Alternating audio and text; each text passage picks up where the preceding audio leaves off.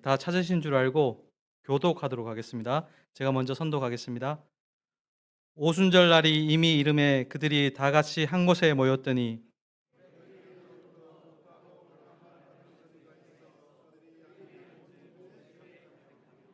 마치 불의 혀처럼 갈라지는 것들이 그들에게 보여 각 사람 위에 하나씩 임하여 있더니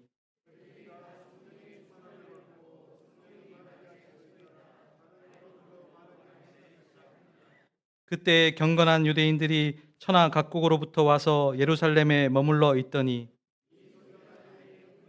모여 각각 자기의 방언으로 제자들이 말하는 것을 듣고 소동하여 다 놀라 신기하게 여겨 이르되 보라 이 말하는 사람들이 다 갈릴리 사람이 아니냐. 우리가 우리 각 사람이 난 곳으로 듣게 되는 것이 어찌미 됨이냐. 우리는 바데인과 메데인과 엘람인과 또 메소보다미아 유대와 갑바도기아 본도와 아시아 부르기아와 밤빌리아 애국과 및 쿠레네에 가까운 리비아 여러 지방에 사는 사람들과 로마로부터 온 나그네 곧 유대인과 유대교에 들어온 사람들과 그레데인과 아라비아인들이라 우리가 다 우리의 각 언어로 하나님의 큰 일을 말함을 듣는도다 하고 다 놀라며 당황하여 서로 이르되 이 지된 일이냐 하며 함께 읽겠습니다. 또 어떤 이들은 조롱하여 이르되 그들이 새 술에 취하였다 하더라. 이상한 하나님의 말씀입니다. 아멘. 조천희 목사님 나오셔서 성령의 사람이 됩시다라는 주제로 말씀 전해 주실 때 많은 은혜 받으시기 바랍니다. 할렐루야. 우리 옆에 있는 성도님들과 함께 여호와 샬롬 인사 나누겠습니다. 여호와 샬롬. 네, 오늘 말씀은 성령의 사람이 됩시다라고 하는 제목으로 우리가 너무 잘 알고 있는 사도행전 2장의 말씀을 갖고 함께 은혜를 나누고자 합니다. 지금 우리는 국내 선교회 헌신 예배를 함께 드리고 있습니다. 교회 안에서 가장 많이 사용하는 기독교적인 단어 가운데 하나가 바로 이 여러분 선교라고 하는 단어라고 할 수 있겠습니다. 이제 우리의 사명은 선교다라는 책 표지인데 맞아요. 이 선교라고 하는 이 단어를 교회에서 참 많이 사용합니다. 뭔가 어떤 사업이나 어떤 구체적인 어떤 행사에 이 선교를 잘 붙여요. 그래서 오늘 우리도 국내 선교회 헌신 예배라고 해서 예배를 드리고 있습니다. 선교는 그리스도인이라면 누구나 다 참여해야 하는 마땅히 해야 할 여러분 사명이죠. 하지만 막상 선교라고 말을 붙이면 일반 성도들과는 좀 거리가 먼 남의 일이 되는 경우가 참 많이 있습니다. 전도는 좀 할 수 있겠는데 내가 선교는 좀 힘들겠다. 왜? 나이가 많아서, 무릎이 아파서, 허리가 아파서 이런 핑계를 가지고. 근데 여러분 선교라는 단어를 우리가 제대로 이해하지 못했기 때문에 나오는 그런 모습이 아닐까 생각합니다. 우선 우리는 전도라고 하는 단어 그리고 선교라고 하는 단어를 한번 구분해 볼 수 있어야 되리라 생각합니다. 여러분 전도란 뭐라고 생각하십니까? 전도. 대답하라고 여쭤본 거예요. 전도 뭐라고 알고 계세요? 뭐라고 생각하십니까? 네? 뭐라고 얘기하시는데 그냥 이 전도라는 단어 여러분 떠올리면 도를 전하는 거죠. 그죠? 똑같아요. 우리도 지하철에서 뭐 어떤 사람들은 도를 아십니까? 뭐 이렇게 물어보지만 우린 그렇게까지는 안 하잖아요. 그죠? 근데 우린 뭘 전하죠? 어떤 도를 전하죠? 예수 그리스도의 복음을 전하는 거. 그죠? 그거 바로 그리스도의 복음을 전하는 걸 전도라고 우리가 표현합니다. 문자 그대로 도를 전하는 것인데 복음을 전하는 거예요. 만나는 사람마다 예수님을 전하는 겁니다. 그래서 그 사람들에게 지금껏 단 한 번도 들어본 적이 없는 예수님이라고 하는 사람에 대해서 알려주는 거예요. 그리고 또 좀 더 깊이 들어가자면 내가 먼저 예수를 믿었는데 내가 먼저 예수를 믿었더니 이런 좋은 점이 있어요. 아니면 먼저 믿었더니 내가 이렇게 변화됐어요 라고 그 사람에게 소개하는 거예요. 그걸 뭐라고 한다고요, 여러분? 전도라고 하는 겁니다. 그래서 여러분 우리가 흔히 전도할 때 뭐 이런 얘기들 많이 잘해요. 어릴 적에 친구 손잡고 교회에 이렇게 끌려 나온 적이 있잖아요. 사탕 하나 준다고 하니까 끌려 나온 사람도 있고 뭐 공책 하나 준다고 하니까, 연필 준다고 하니까 어릴 적 이 예배당에 갔던 기억이 있습니다. 제가 기억에는 요즘은 여름성경학교 때 이 노래를 안 부르지만 제가 어렸을 때는 아침에 웃으면서 솟아오르면 종소리 크게 울려 교회당으로. 저만 아는 건가요? 과거에 이런 이게 여름성경학교 주제곡으로 많이 사용됐던 노래니까, 어린이 찬송가에 있는. 그래서 시골 예배당 하면 참 정겹고, 그곳에서 예수님을 처음 만났다, 내가 처음 교회를 다녔다, 이런 기억들을 막 이야기하고 싶잖아요. 우리가 이제 그걸 전달하고 말합니다. 여러분, 사진 하나 보여드릴게요. 어렸을 때 주일학교의 모습. 저를 찾지 마세요. 이거 그냥 인터넷에 떠돌아다니는 사진입니다. 이런 추억 속에 잠겨 있는 이런 모습들이잖아요, 그죠? 여러분들 각자 나름대로 이런 추억을 가지고 사람들에게 다가서서 예수님을 소개합니다. 그리고 교회에 대하여 알리는 거죠. 이걸 우리는 쉽게 전도라고 말합니다. 그러면 뭐 선교도 마찬가지 아닌가요? 예를 들어서 우리나라 말로 이렇게, 국내에서 우리나라 말로 이렇게 얘기하면, 예수 믿으세요 얘기하면 이건 전도고, 저기 비행기 타고 외국에 나가서 헬로 이렇게 영어로 얘기하면 선교고, 이렇게 차이를 두는 경우가 있는데, 여러분 틀렸습니다. 아니에요. 선교라고 하는 이 단어를 영어로 바꾸면 미션이라고 하는 이 단어입니다. 근데 이 미션이라는 단어는 교회에서만 사용되는 단어는 아니에요. 사실 이 미션이라는 단어는 뜻이 뭐냐면 임무, 여러분, 임무, 어떤 파견지, 이런 단어를 갖고 있어요. 근데 왜 선교라는 단어가 이 임무라는 이 영어를 가지고 와서 우리가 그걸 선교라고 하는 어떤 의미에 붙여 넣었을까라고 하는 거죠.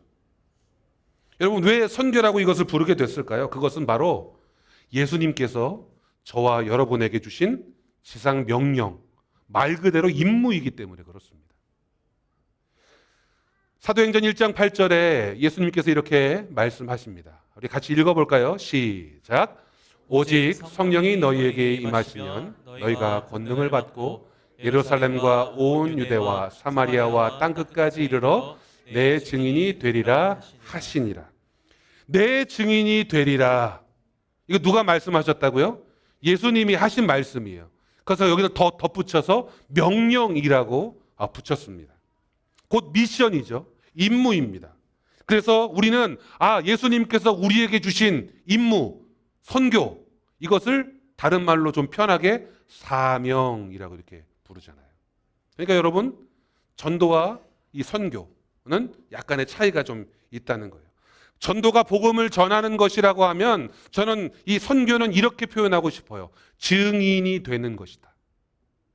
전도는 예수님의 복음을 전하는 것이라면 선교는 예수님의 증인이 되는 것이다 라고 하는 거예요. 뭔 차이가 있느냐? 좀 더 쉽게 표현하자면 바로 이겁니다.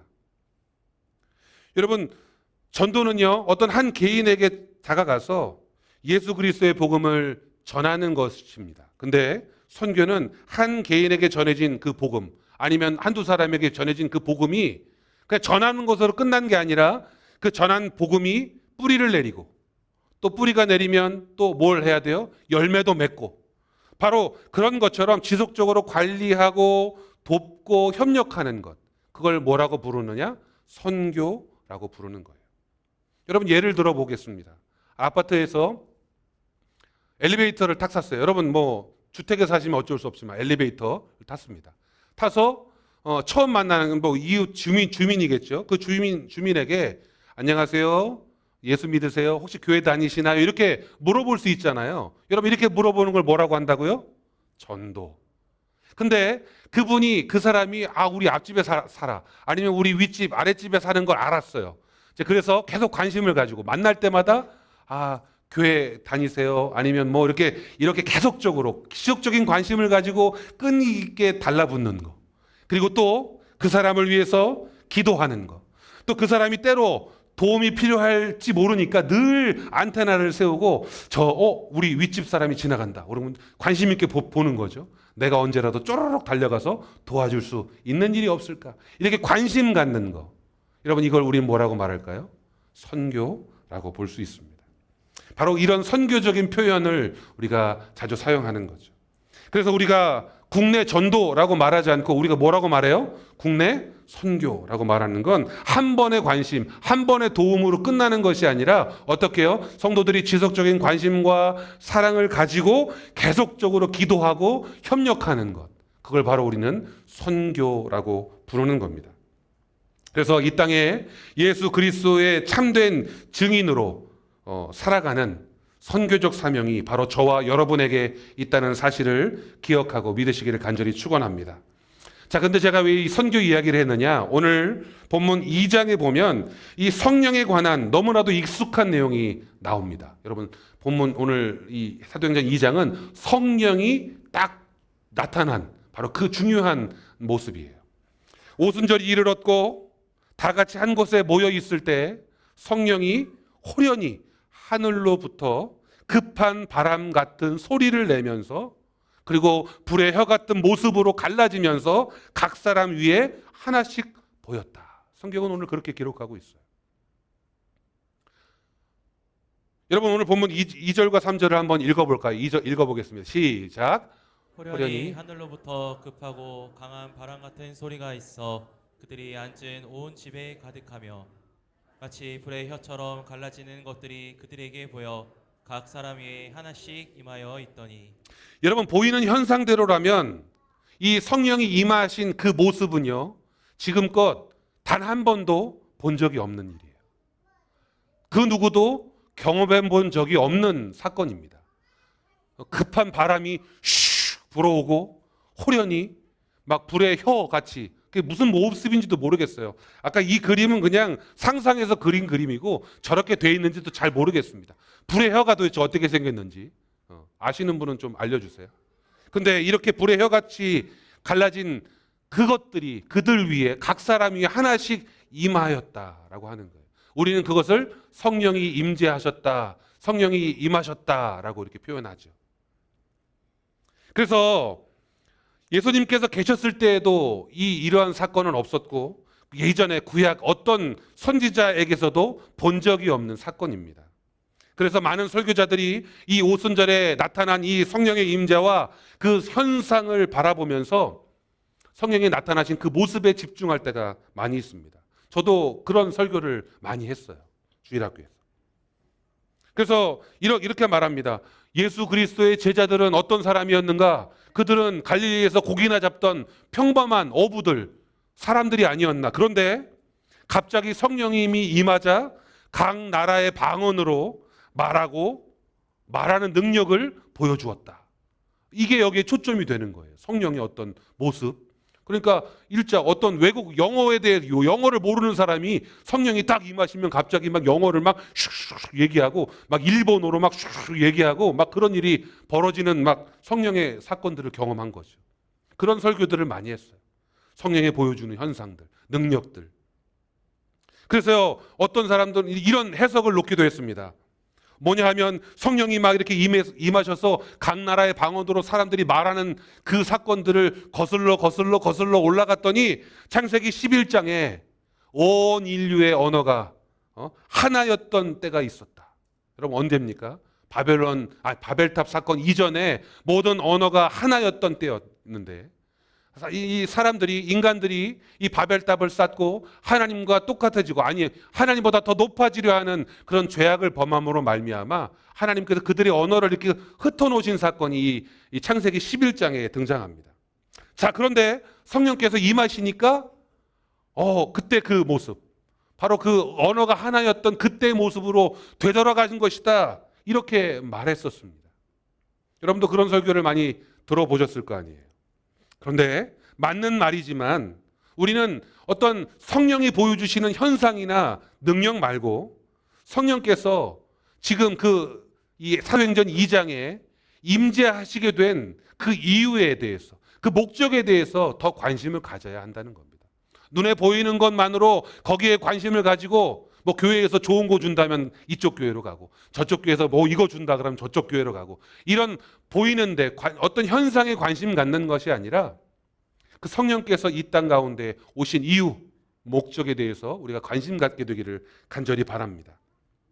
그 이유에 대해서 깨닫게 될 때에 여러분 진정한 성령의 사람으로 그리고 온전한 선교적 사명을 감당할 수 있는 성령의 사람이 될 수 있다는 사실을 기억하시기 바랍니다. 여러분 오늘 말씀에 보면 이제 성령께서 임재하시게 된 목적, 이제 그것에 대해서 제가 여러분과 함께 나누려고 합니다. 성령께서 임재하시게 된 그 이유가 무엇일까라고 하는 거예요. 여러분 그 이유가 무엇인지 아십니까? 첫 번째 바로 하나님의 약속이었습니다. 성령께서 임재하신 이유는 하나님께서 이미 먼저 약속하셨다라고 하는 거예요. 예수님께서 부활하신 후 승천하시면서 제자들을 향하여 남아있는 사람들을 향하여 이렇게 말씀하셨습니다. 내가 보혜사를 너희들에게 보내겠다라고 하시는 예수님의 약속 때문일까요? 아니에요. 예수님의 약속 그 이전에도 그 이전 구약시대에 이미 하나님께서는 우리에게 성령을 보내주시기로 약속하셨다라고 하는 겁니다. 특별히 요한복음 16장 7절의 말씀을 한번 읽어보겠습니다. 시작. 그러나 내가 너희에게 실상을 말하노니 내가 떠나가는 것이 너희에게 유익이라. 내가 떠나가지 아니하면 보혜사가 너희에게로 오시지 아니할 것이요 가면 내가 그를 너희에게로 보내리라. 내가 그를 너희에게로 보내리라. 예수님께서 하신 그 말씀이시잖아요. 여러분 바로 이처럼 예수님께서 성령을 보내시겠다 약속하셨지만 이미 예수님의 그 이 말씀 이전부터 성령은 오시기로 계획되어 있었어요. 이건 하나님의 약속이었다는 겁니다. 우리가 여러분 이 얼마 전에 맥주절을 보내면서 구약 절기에 관하여 배웠잖아요. 다 아는 내용입니다. 다시 한번 반복하는 거예요. 이스라엘 백성들이 단지 약속의 땅에 들어가고 거기서 얻은 첫 곡식의 그 수확물을 기념하여 기쁨으로 감사함으로 그냥 이 절기를 드렸다. 기쁨의 제사의 절기였다. 물론 그것도 맞는 이야기지만 그 구약의 절기 안에는 하나님이 주신 의미, 약속이 담겨 있다는 겁니다. 바로 이 구약에서 추수하며 하나님 앞에 감사하는 이 절기는 하나님의 약속의 완성을 보여주는 거예요. 여러분 초실절, 77절 또 뭐죠? 맥주절이 그게 맥주절이고 바로 유월절과 더불어서 마지막 오순절이죠. 네. 이렇게까지 보여주는 이 절기에 대하여 우리가 설명을 잘 들었습니다. 초실절과 77절, 오순절은 단순히 농사의 결실을 보고 이렇게 먼저 제사장이 또 백성들이 또 나중에 맨 끝에 있는 걸 제사장이 또 드리는 그런 단순한 형식적인 절기가 아니라 바로 그 모습을 통해서 뭐예요? 예수 그리스도께서 이 땅에 오셔서 우리를 위하여 첫 열매 되시는, 그죠? 첫 열매. 바로 그 첫 열매에 대한 모습. 그리고 죽으시고 부활하신 예수 그리스도의 그 부활하심. 그리고 예수님께서 부활하시고 하늘로 승천하신 이후에 어떻게 누가 또 다시 오신다고요? 성령께서 다시 오신다. 언제요? 오순절에. 바로 그 약속이 어디에 붙어요? 구약의 절기에서부터 있었다는 겁니다. 제가 왜 이렇게 오래 길게 설명을 하느냐? 바로 오늘 본문 1절에 이렇게 기록하고 있기 때문입니다. 하나님의 약속을 기다리는 사람들 보면 오늘 본문 1절입니다. 1절에 이렇게 되어 있습니다. 오순절 날이 이름에 그들이 다 같이 한 곳에 모였더니 성령이 임재하셨던 그 사건, 그 순간, 그 날을 뭐라고 표현하고 있어요? 오순절이라고 표현하고 있습니다. 그러니까 한치의 오차도 없이 하나님께서는 정확하게 그 오순절에 구약시대의 그 절기 바로 그 순간 약속하신 성령을 보내주셨다라고 하는 겁니다. 하나님의 약속은 여러분 언제나 변함이 없으십니다. 사도행전 1장 4절에 사도와 함께 모이사 그들에게 분부하여 이르시되 예루살렘을 떠나지 말고 내게서 들은 바 아버지께서 약속하신 것을 어떻게 해요? 기다리라. 여러분 하나님의 약속은 언제나 변함이 없으시고요. 그리고 그 약속을 이루시기 위해 늘 앞서 하나님은 행하십니다. 우리는 그러한 하나님의 약속과 사랑을 날마다 깊이 감사하는 그런 성령의 사람이 되어야 하는데 그러기 위해서 반드시 그 하나님의 약속을 기다리는 사람이 되어야 한다는 겁니다. 예수님께서 말씀하셨잖아요. 너희들 떠나지 말고 이 예루살렘에서 기다려라. 약속하신 성령이 오기까지 기다려라 라고 하는 거죠. 그렇다면 저와 여러분들이 어떤 마음가짐으로 성령의 사람이 되어야 하는가? 바로 이것입니다. 기다리는 사람. 여러분, 예수님께서 승천하실 때 제자들에게 말씀하신 이 내용, 너희들 기다려라 라고 하는 이 말씀을 가만히 여러분 생각해 보세요. 예수님이 하늘로 이렇게 올라가시면서 너희들 예루살렘을 떠나지 말고 기다려라 라고 말씀하시잖아요. 자, 우리 예수님이 하늘로 올라가시는 저 장면을 떠올려 보세요. 놀라운 기적이잖아요. 자, 이 기적이 과거에 구약시대에 뭐 엘리야나 이 병거 타고 하늘로 올라간 걸 봤지, 지금 저 예수님께서 하늘로 올라가시는 저 장면을 본 사람들은 얼마나 벅찬 감격과 놀라움 때문에 가슴이 막, 심장이 막 벌렁벌렁 하겠죠. 여러분, 예수님이 하늘로 올라가시는 거예요. 구약의 그 선지자처럼 하늘로 승천하시는 모습을 바라본 제자들이 그 떨림으로 막 주체할 수가 없어서 예루살렘 밖으로 뛰쳐나가서 나는 예수님이 하늘로 올라가시는 걸 봤습니다라고 외쳤다면 여러분 어떻게 되었을까요? 여러분, 만약 제자들이 그런 경험을 했음에도 내가 세상을 변화시켜 보겠다라고 달려나가고 먼저 뛰쳐나갔다면 예수님의 말씀대로 모여 기도하지 못했을 겁니다. 결국 그러면 무슨 일이 벌어졌겠어요? 약속하신 성령을 경험하지 못하게 되는 거죠. 여러분, 이 기다림은 아무것도 아닌 시간이 아닙니다. 하나님이 주님께서 기다리라고 말씀하시는 이 기다림은요, 아무것도 아닌 게 아니라 바로 하나님의 때를 신중히 기다리는 순종이라고 하는 모습으로 나타나는 겁니다. 여러분, 아무나 기다릴 수 있는 사람이 아니에요. 순종적인 사람, 믿음의 순종을 가지고 있는 사람만이 말씀을 기다릴 수 있다는 사실입니다. 그러니까요, 오순절은 우연히 찾아온 사건이 아니라 바로 하나님의 약속을 기다리는 사람들을 통하여 성취되었다라고 하는 거예요. 바로 저와 여러분이 이런 하나님의 말씀을 기다리는 그런 참된 믿음의 순종을 가진 성도들 되시기를 간절히 축원합니다. 여러분, 우리는 때로는요, 하나님의 뜻보다 먼저 좀 달려가려고 하는 그런 유혹들을 많이 받습니다. 내가 좀 힘이 있으니까, 내가 좀 가진 것이 있으니까, 내가 아는 사람이 좀 많으니까, 내가 할 줄 아는 게 좀 많으니까 먼저 하나님의 말씀보다, 하나님의 뜻보다 먼저 앞서 행하려는 그런 유혹들을 많이 받습니다. 그리고 그런 일들을 많이 해왔어요. 하지만 만약 제자들이 예수님의 이 말씀을 기다리지 않고 예루살렘을 떠나 전도에 힘썼다면, 선교에 힘썼다면 성령의 능력, 성령이 주시는 그 능력은 경험해 보지 못했을 겁니다. 때를 기다리는 것은 믿음이 아니라는 겁니다.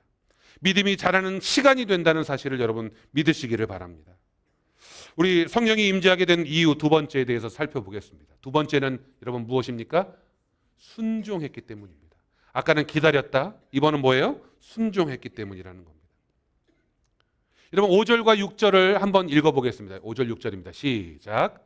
그때 경건한 유대인들이 천하 각국으로부터 와서 예루살렘에 머물러 있더니 이 소리가 나매 큰 무리가 모여 각각 자기의 방언으로 제자들이 말하는 것을 듣고 소동하여.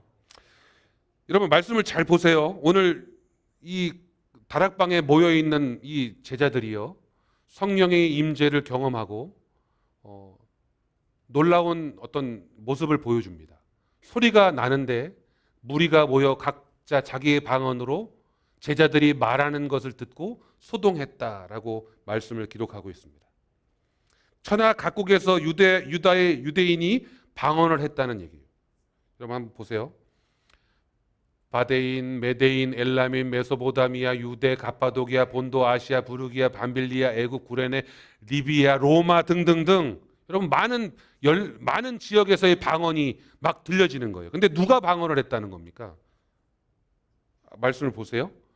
보시면 경건한 유대인이 방언을 했다는 얘기예요? 아니죠. 경건한 유대인들이 천하 각국에 흩어져 있었다는 거예요. 흩어져 있는 유대인들이 모였습니다. 예루살렘에 머물렀더니 어떤 소리가 들리는 거예요. 무리가 각각 모여서 방언으로 말하는 무리를 본 거죠. 그 무리들이 누구냐면 제자들이에요. 그러니까 천하 각국에서 모여 있는 유대인들이 제자들이 막 방언하는 걸 들었단 말입니다. 근데 이 방언이 자기들의 각 나라 방언으로 들렸다라고 하는 거죠. 여러분, 이게 무엇을 말하는 걸까요? 우리는 자꾸 이러한 어떤 외적으로 보이는 사건에 집중합니다. 야, 성령이 임하시면 이런 능력이 나타나는구나. 막 우리가 경험해보지 못한, 내가 배우지 못한 그런 능력도 내가 할 수 있겠구나. 이런 뭐 자신감을 주기도 합니다. 하지만 우리는 사건보다는 이유에 대해, 목적에 대해서 집중해야 되잖아요. 이런 사건 앞에 이들이 각 모여서 제자들이 말하는 그 소리를 듣고 소동하는 이 중요한 문장 앞에 중요한 단어 하나가 있습니다. 뭐냐 하면 한번 크게 읽어볼까요? 시작. 네, 이들이 방언을 했다라고 하는 이 문장 앞에 이 단어가, 이 문장이 따라 붙습니다. 뭐예요? 성령이 말하게 하심을 따라 각 나라의 방언을 했다는 거예요. 4절을 한번 읽어볼까요? 시작. 그들이 다 성령의 충만함을 받고 성령이 말하게 하심을 따라 다른 언어들로 말하기를 시작하니라. 네, 다른 언어들로 말했는데 그 말할 때 그 앞에 성령이 말하게 하심을 따라 다른 언어들로 말했다는 겁니다.